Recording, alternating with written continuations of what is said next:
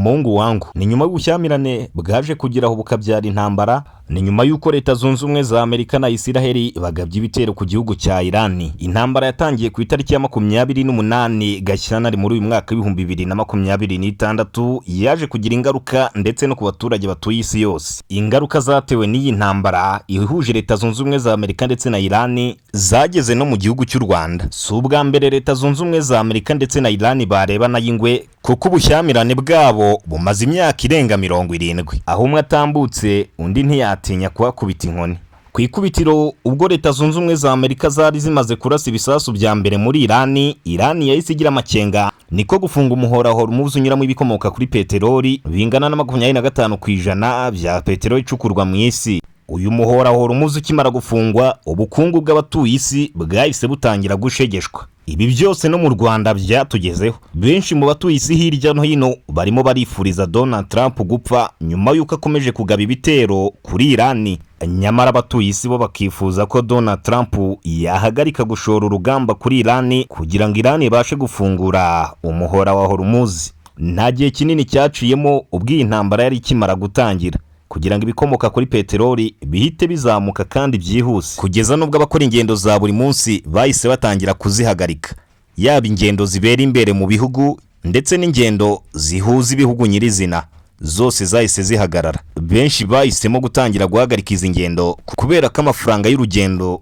yahise azamuka bikomeye cyane, kugeza nubwo ibihugu bimwe na bimwe byahise bifunga ingendo z'indege. Iri hindagurika ry'ibiciro ry'ibikomoka kuri peteroli rikomeje kuvugisha benshi mu isi. By'umwihariko ureka aka kanya tugaruke mu gihugu cyacu cy'u Rwanda, aho litiro ya essence imaze kurenga amafaranga 2900, naho litiro ya mazutu ikaba imaze kurenga 2200. Mu kiganiro cyacu cy'uyu munsi turaza kwibanda cyane ku bamotari. Ni nyuma y'uko umumotari wo mu mujyi wa Kigali aho gutaha akiriye umwana umukati ari kujya ataha yemweza imoso ndetse anihishahisha, kugeza nubwo nta mugore w'umumotari uzongera gupfa kurya akanyama uko yiboneye. Ndetse bamwe mu bamotari bo mu mujyi wa Kigali uti imyenda y'imbere yatangiye no kubasaziraho. Ubwo umuhora wa Hormuz wari ukimara gufungwa muri Irani, kandi uyu muhora wa Hormuz ukaba unyuramo ubwato bunini cyane kandi bwinshi butwaye ibikomoka kuri peteroli, aho uyu muhora wa Hormuz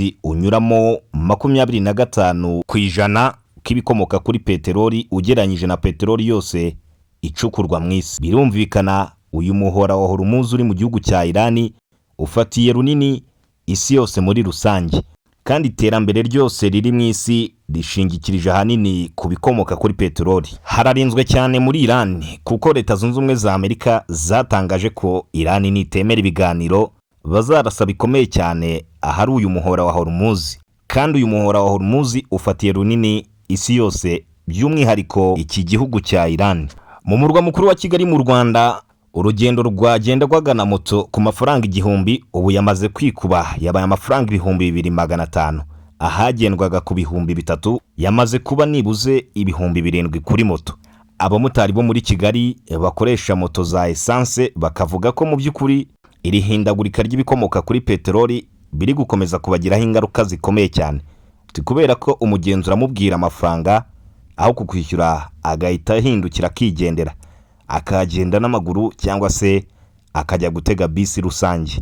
Ni nyuma y'uko imihanda imwe n'imwe muri Kigali ifite ibisate 4 by'umuhanda, igisate kimwe cy'iburyo bagihariye bisi nini ndetse n'izindi modoka zirimo nka ambulance ndetse n'izindi modoka zitwara abantu barenze 8. Ibi byari byaravuzwe mu Rwanda, ariko bitangira kubahirizwa neza 100% aho ibiciro by'ibikomoka kuri peteroli bizamutse. Birasa nkaho moto zikoresha essence zaba zigiye gucika mu Rwanda, kubera ko polisi y'u Rwanda yamaze gutangaza ko nta moto ikoresha essence izongera kwemererwa kwinjira mu gihugu cy'u Rwanda.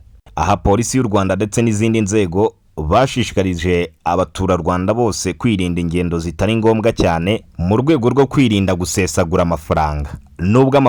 Nubwo moto zikoresha amashanyarazi mu mujyi wa Kigali nazo umuriro wazo usa nk'uwazamutseho gato, ariko biragaragara neza ko umumotari ukoresha moto y'amashanyarazi muri Kigali ndetse n'ahandi mu ntara ziri acyura amafaranga menshi ku mugoroba atashye kurenza undi mumotari ukoresha moto ya essence.